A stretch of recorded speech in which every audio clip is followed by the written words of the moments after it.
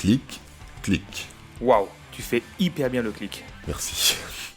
Abonne-toi. Le corps humain, cette machine merveilleuse.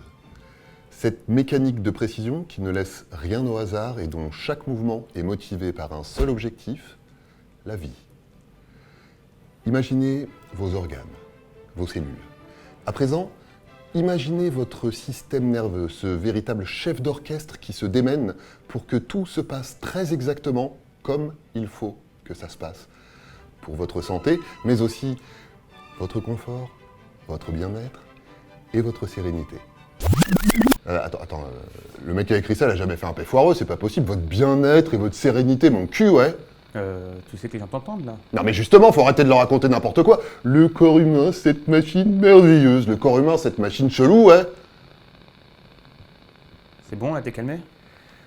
Oui. On peut y aller? Oui, pardon.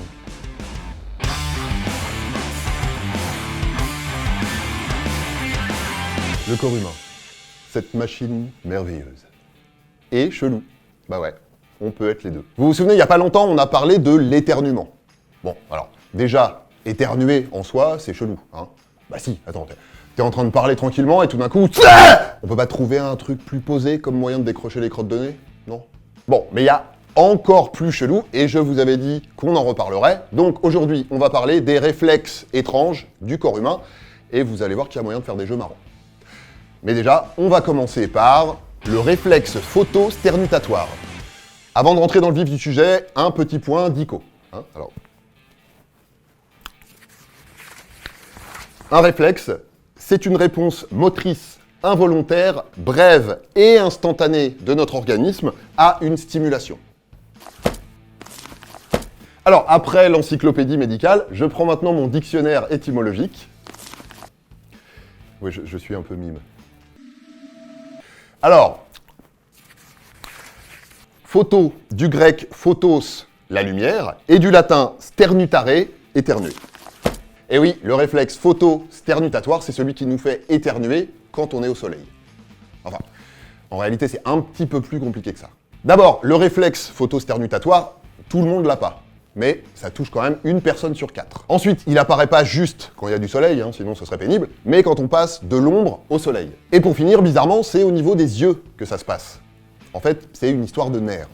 Le fait de passer brutalement de l'ombre à la lumière, ça excite le nerf optique, et il se trouve que le nerf optique, il est juste à côté du nerf trijumeau. Le nerf trijumeau, il innerve tout le visage, et il a plusieurs rôles différents, parmi lesquels déclencher le réflexe d'éternuement. Vous savez, quand on a un truc qui nous gêne dans le fond du nez, là, on en a déjà parlé. Et bah, chez certaines personnes, celles à qui leurs parents ont refilé le gène responsable, quand le nerf optique est très excité, comme dans ce cas-là, ça excite aussi le nerf trijumeau qui est juste à côté et ça déclenche un éternuement. Allez, on change de registre avec le réflexe crémastérien. Votre vie sexuelle souffre de la routine? Vous trouvez vos organes génitaux et ceux de votre partenaire bien ennuyeux? J'ai un petit jeu pour vous. Dans une ambiance tamisée et intime, effleurez délicatement d'un doigt l'intérieur de la cuisse, la vôtre ou celle d'une personne consentante, juste là. Vous observerez le testicule ou la grande lèvre du même côté s'élever par la magie du muscle crémastère qui se contracte. En faisant en alternance le même mouvement de chaque côté, vous pouvez ainsi jouer aux marionnettes.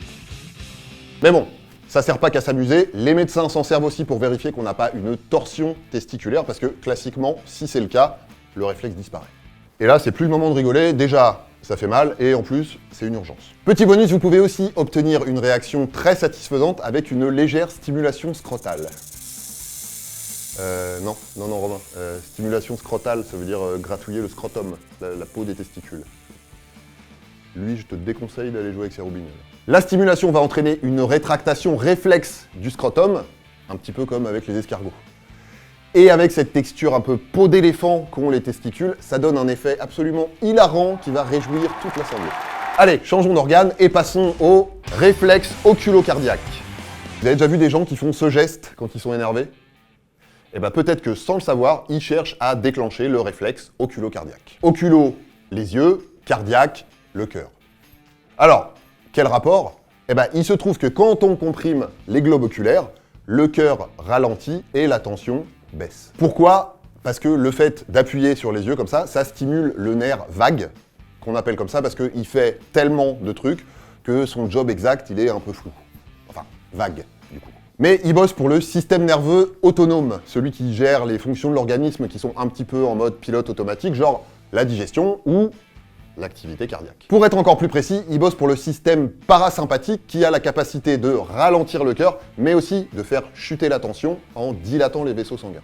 Donc, quand on fait ce geste-là, si on garde un peu la pause, on stimule le nerf vague et on risque de faire un malaise. Un malaise vagal, rapport au nerf vague.